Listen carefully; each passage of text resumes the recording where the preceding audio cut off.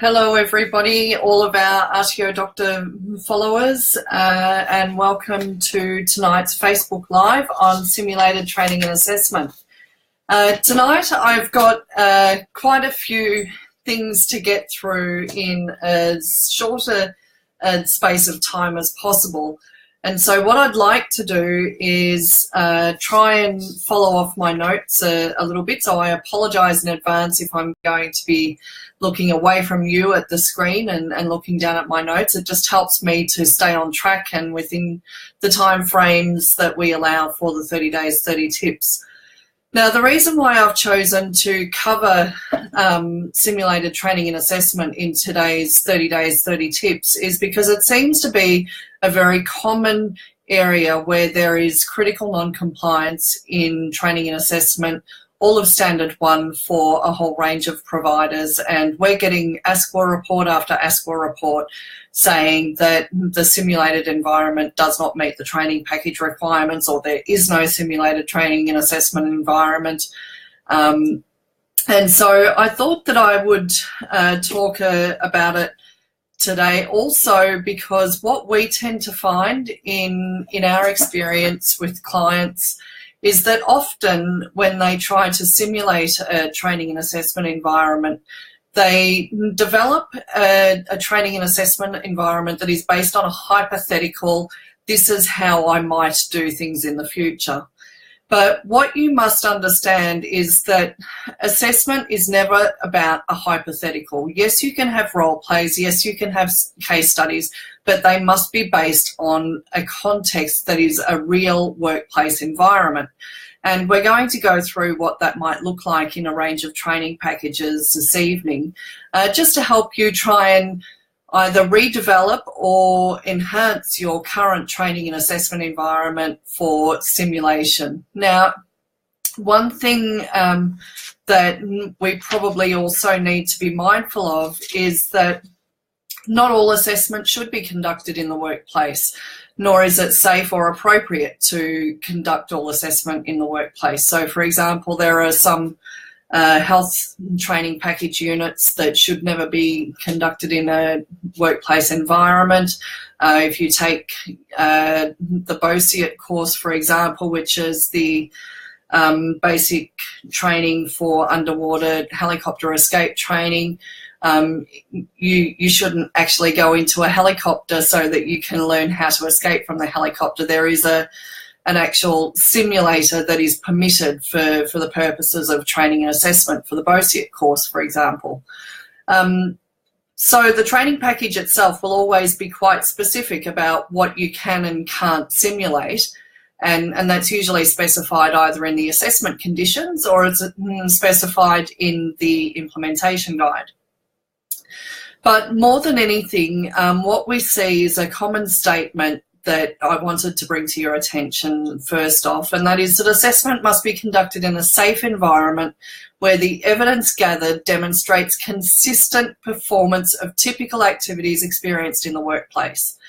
Now, first of all, we really need to highlight the consistent performance. In other words, one demonstration of something is not consistent performance.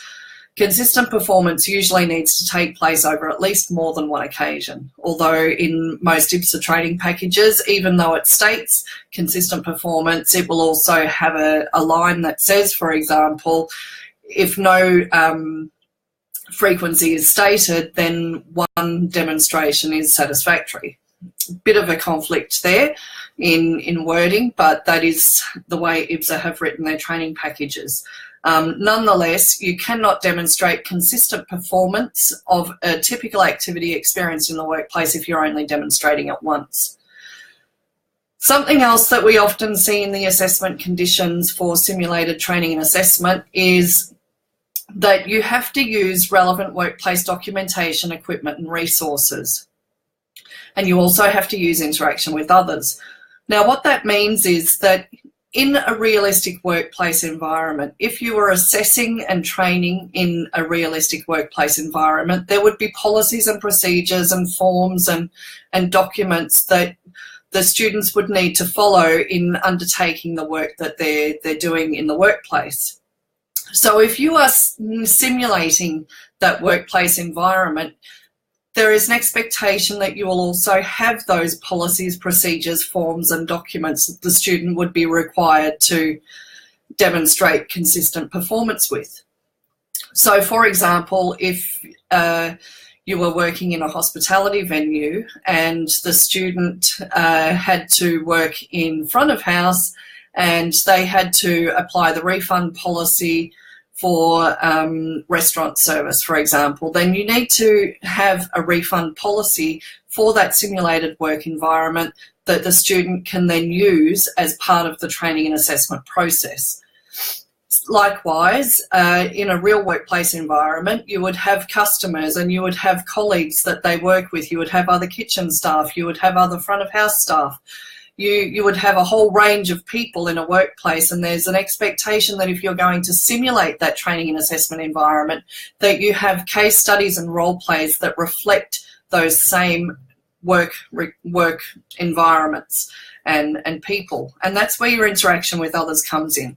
So when we ask for someone to address an assessment condition of interaction with others, we're not saying to them, tell me how you might interact with this person if they were to come and lodge a complaint with you because their food was not cooked properly.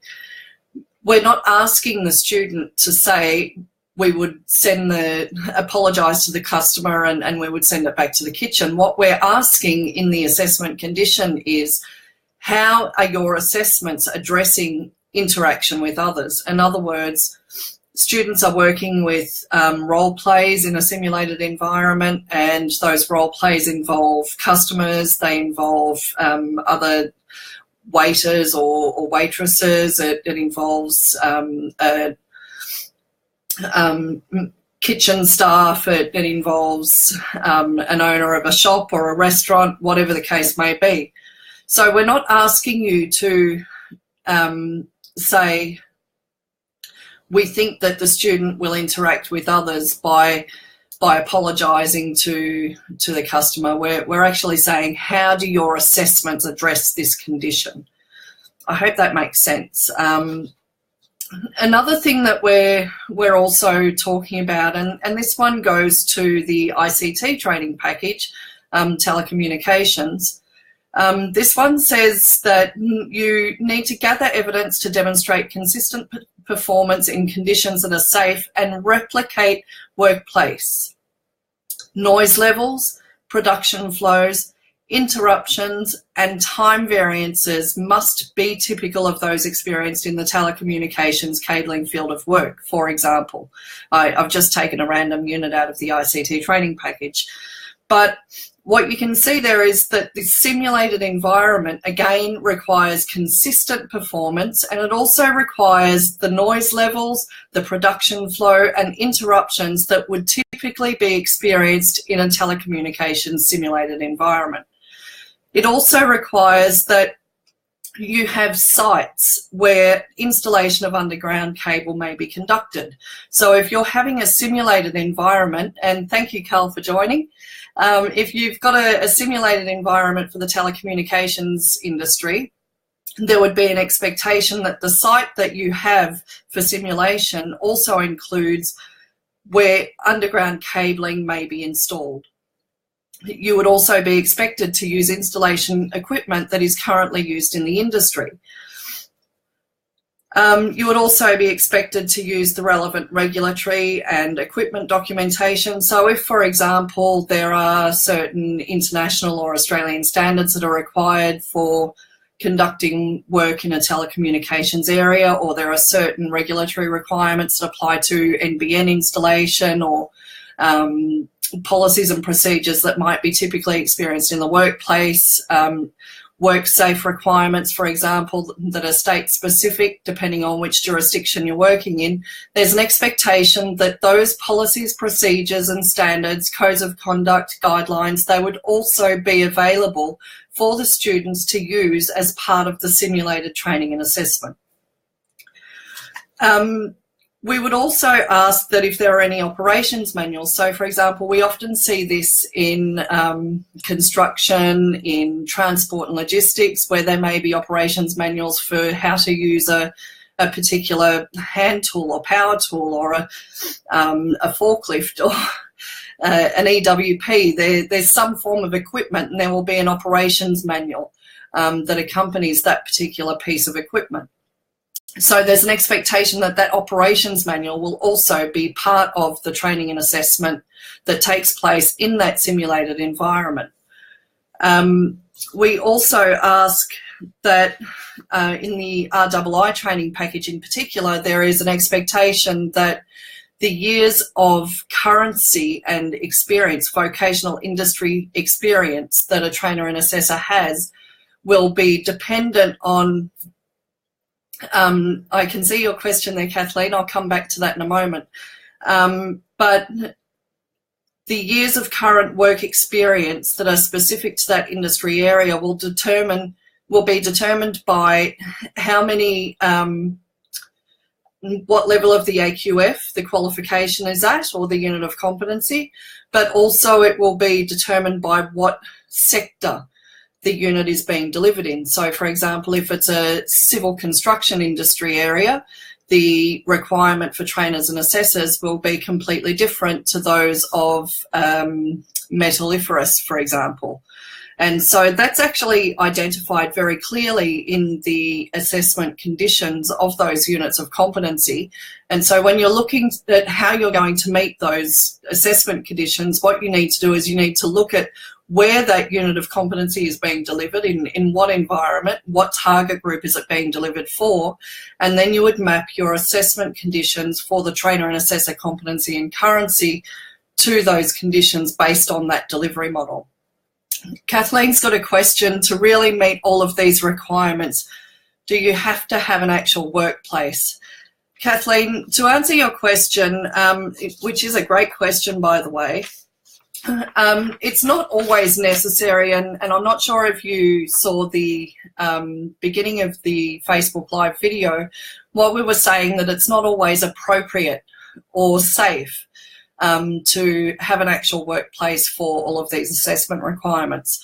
So in some cases it's permitted and even suggested and stated that it must be conducted in a simulated environment. For example, in nursing qualifications, what we often see is that something must be performed first in a simulated environment, and only once somebody has been deemed satisfactory in a simulated environment can they subsequently go into the workplace and be assessed in the workplace.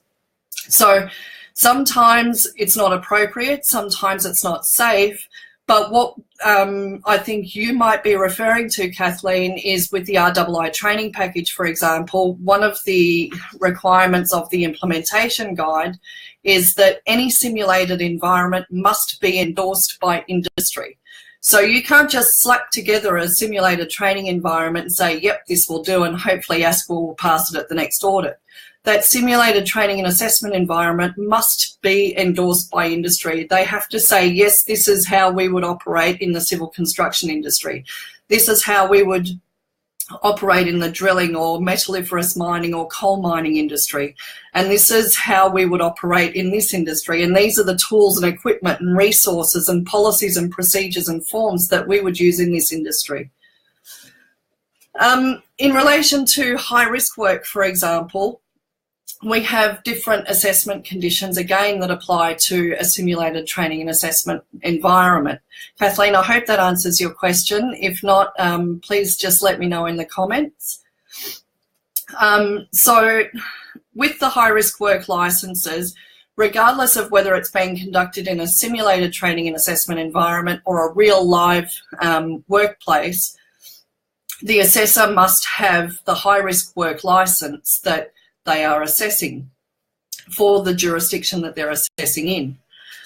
The training and assessment for a simulated training and assessment environment in high-risk work industries also must be consistent with the language, literacy and numeracy requirements of that particular workplace. So it can't exceed or be lower than either the LLN requirements of the industry and the workplace.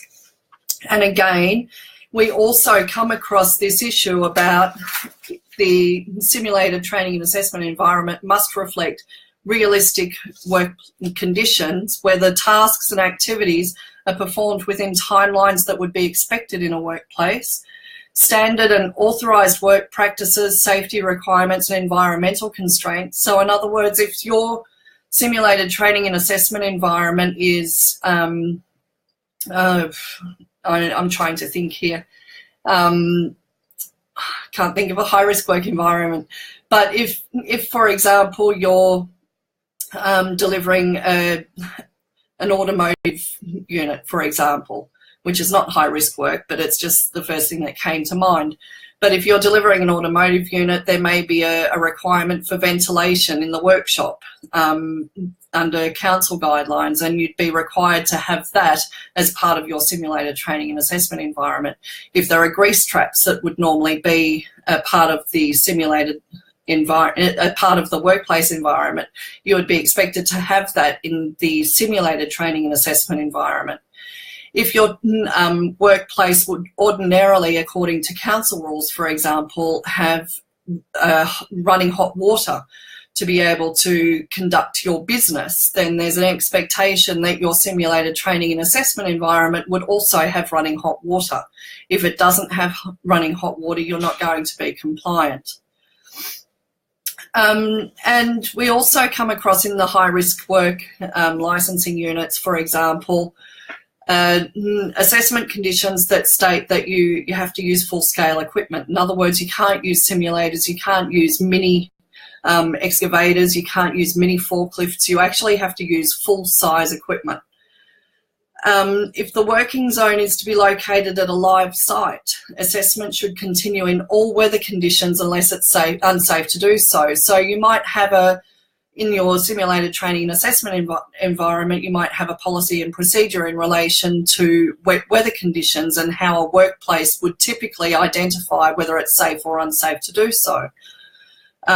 It will also talk about the various resources that you're required to have in your simulated training and assessment environment, because that's what's expected in a real workplace. What you also need to include in your simulated resources for training and assessment, however, is if you've got a role play, for example, or a case study, then there's an expectation that all of the resources that are required as part of that role play or case study are also included as resources in your simulated training and assessment environment. If you've got a role play, it's expected that you have instructions for the trainer and assessor, instructions for the student, that there is an actual context for delivery and assessment and implementation of that role play. Kathleen, I can see that you've got some more comments there, but when you talk about having underground ability for cabling, for example, no or very few classroom-based simulated environments could be simulated. I guess I disagree a little bit, Kathleen. I am aware of some providers who do deliver this qualification, and their simulated environment does actually include an underground facility where they can identify, locate, protect underground cabling equipment as part of their simulated environment. They've got the power poles and all of the cabling and everything. It's always done under strict assessment conditions. So it's certainly not a unit, for example, that any old RTO could just go out and implement. It would not be a very cheap unit to implement by any means for a simulated training and assessment environment. It's not very cost effective, but it can be done, and it can be done very well. You've also got here, it would be just clearer if it was just said this unit must be assessed in a real actual workplace.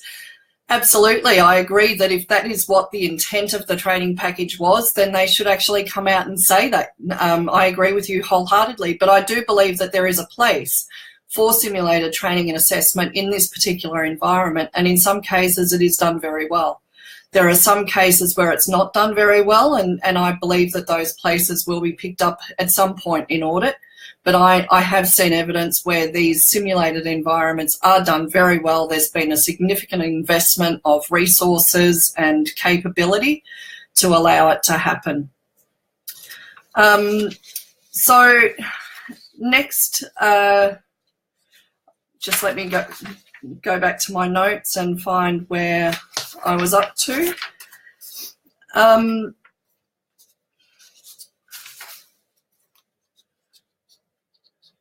Okay, so another thing that I wanted to talk about here was in relation to the context for the simulated training and assessment activities, or the actual assessment tasks. Some people call it a background story, if you like. And for the example that I just want to use here, I'm using a hospitality scenario, and what we would expect to see in a context for the delivery and implementation of any training and assessment in a hospitality simulated training and assessment environment is, for example, consideration of, is it a function or is it an a la carte restaurant? Is it an all-you-can-eat buffet? Is it a takeaway facility? Is it available Monday to Friday to paying customers between the hours of 9 a.m. and 5 p.m? If it's a buffet, is it invitation only and once or twice a year, or is it open to the public? And is it open all the time or only some of the time? Is it only open on weekends? Is it only open on Saturday evenings? What are the service periods that apply? Is there breakfast, lunch and dinner, or do you only do high tea, for example, in the afternoon? What are the policies and procedures that apply to the realistic workplace? Are there MSDSs in place? Are there recipe cards? Is there an ordering system that reflects the real workplace? So often when you visit a hospitality establishment, what you will see is that the hospitality venue will have a software program that they put your order into, and it sends the order out to the back of the kitchen and that sort of thing. And there's an expectation that in the delivery and assessment of hospitality units these days, that there is an incorporation of the knowledge, at least, of those software systems. How does the simulated training and assessment environment manage its finances, its budget, its menu costings? Does it have FPOS? Is it cash only? How does the simulated environment have staff meetings? What are the staff of the venue? What's the frequency? Who's involved in those meetings? When are they? How long do they go for? What sort of things do they cover? Who does the ordering for the supplies for the venue? Is it the students, or is it the students who are supervised by staff, or do the staff do the ordering on behalf of the students? What is the context around there? Is there a policy and procedure around ordering and stock and first product in, first product out sort of thing? Who's responsible for maintaining compliance with local council requirements, the RTO or the students? Is there a policy and procedure or forms that students must maintain as part of the process? How many customers would frequent the facility? And what is the expected time frame for delivery of, so for the time a customer orders a product until the customer actually receives the product, what is the realistic time frame so that you can measure the constraint? And I've just got to, because I've actually covered some of this stuff already, so I got lost in my notes and I apologise. I think I've actually printed this out twice and that's the issue. One way of measuring a simulated training and assessment environment also is to make sure that the dimensions of competency can be assessed as part of that training and assessment scenario. So one of the more common things that we like to think about when we're reviewing a simulated training and assessment task for compliance against the unit of competency in the training package is how do they deal with typical customers, including difficult customers, and what are the diverse types of customers? Are they getting a variety of those sorts of things as part of the interaction with others? Do they use the facilities, equipment and materials that meet current industry standards? Do they have the opportunity to plan and prioritise tasks, manage contingencies? Do they get to experience the typical workflow of the industry? Do they get to work with others as part of a team? Do they get to consider the constraints and pressures that are often met in the workplace, such as the budget, time and availability of resources? We also ask that any simulated training and assessment environment reflects the legal implications of a workplace. So, for example, does it address the duty of care requirements of the business, as in the simulated training and assessment environment, but also the business as the RTO? Does it cover off on any WHS legislation and EPA legislation, heritage protection, some of the mining acts and some of the mining RII units, they may be delivered in a workplace as opposed to a simulated training environment, but we have to deliver them in a simulated training environment first, because you must remember that a student cannot be assessed on something or in an environment where they haven't actually had practice.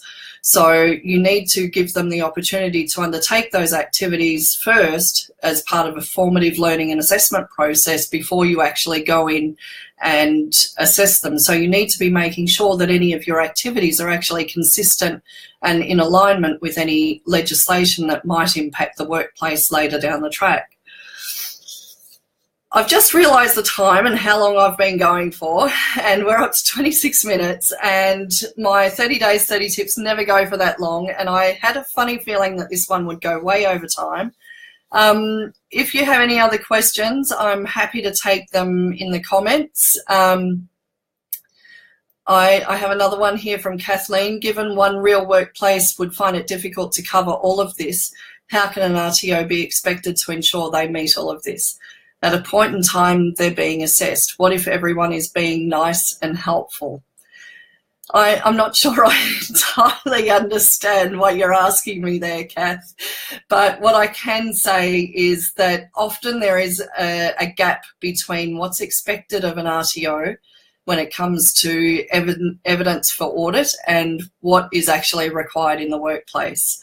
I don't necessarily believe that it is possible for an RTO to be expected to ensure that they meet all of this if it's not required in the workplace, because then what we're delivering and assessing is not actually consistent with industry standards.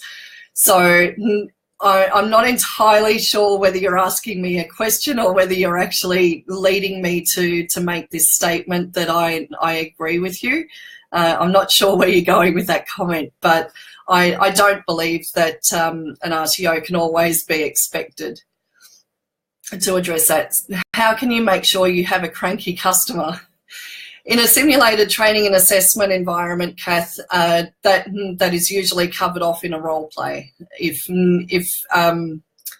the real workplace environment is not a place where assessment is being conducted, and bearing in mind that this Facebook Live video is about simulated training and assessment, a cranky customer would be conducted through a role play, and that role play, of course, would include instructions to the assessor and the student that you are to play a cranky customer, and this is the context of the reason for your complaint, and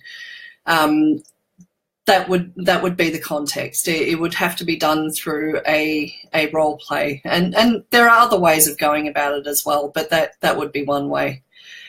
Thank you very much for your time this evening on this Facebook Live. It has gone a little bit longer than we expected. Thank you so much for the interaction, and it's been great.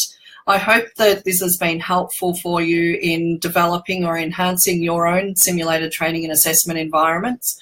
As I said, I don't necessarily agree that RTOs can meet all of this, and I don't always believe that it should be expected, but that's my personal opinion. I don't think that it can ever be expected that an RTO deliver something or produce evidence of something that's not actually consistent with current industry requirements, and that's the gap that we have between our regulatory environment, our training packages, and what industry expect, demand, and actually do. So that's my personal opinion. Happy to drag that out and talk about it some other time in person or via email or on the Facebook chat. But for now, thank you so much for following. Hope you enjoyed the session, and we'll see you tomorrow for another Facebook Live on 30 Days, 30 Tips, second edition. Thanks very much. Bye for now.